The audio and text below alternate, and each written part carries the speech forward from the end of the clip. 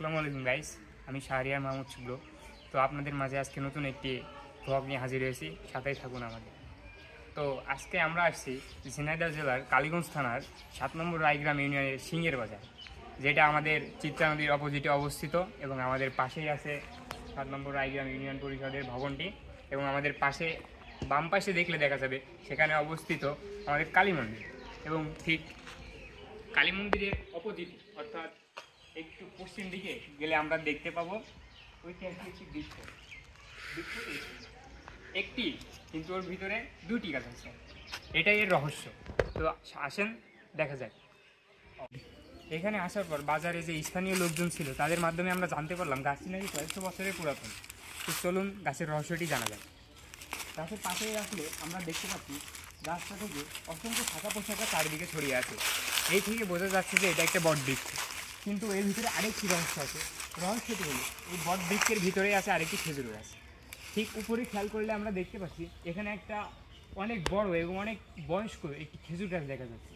কিন্তু খেজুর গাছটি এই বট বৃক্ষের উপরে অবস্থান করছে না, খেজুর গাছটি অবস্থান করছে নিচে এবং বট বৃক্ষটি অবস্থান করছে খেজুর গাছের উপরে।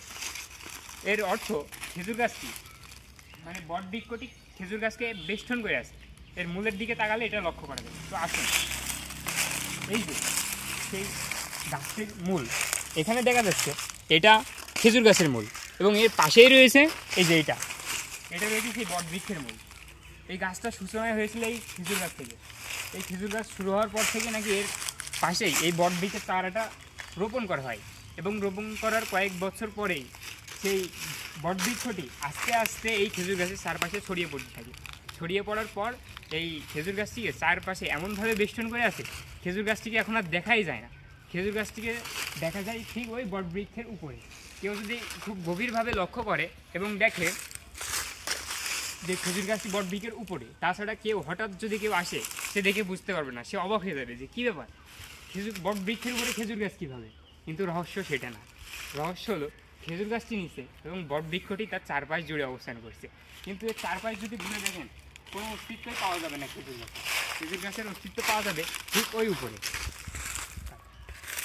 এই যে দূর থেকে দেখলে দেখা যাচ্ছে নিচে এটা সম্পূর্ণ একটি বট বৃক্ষ, কিন্তু এর উপরের দিকে খেয়াল করলে দেখা যাচ্ছে ওই যে সেই খেজুর গাছটা। খেজুর গাছটার কোনো মূলে কিন্তু সেখানে না, খেজুর গাছের অরিজিনাল মূল হচ্ছে এই বট বৃক্ষের নিচে, এই যে খেজুর গাছের অরিজিনাল মূল। তো আজকে এই পর্যন্তই। আমাদের সাথে থাকার জন্য এবং ভিডিওটি সম্পূর্ণ দেখার জন্য আপনাকে অসংখ্য ধন্যবাদ। আসসালামু আলাইকুম।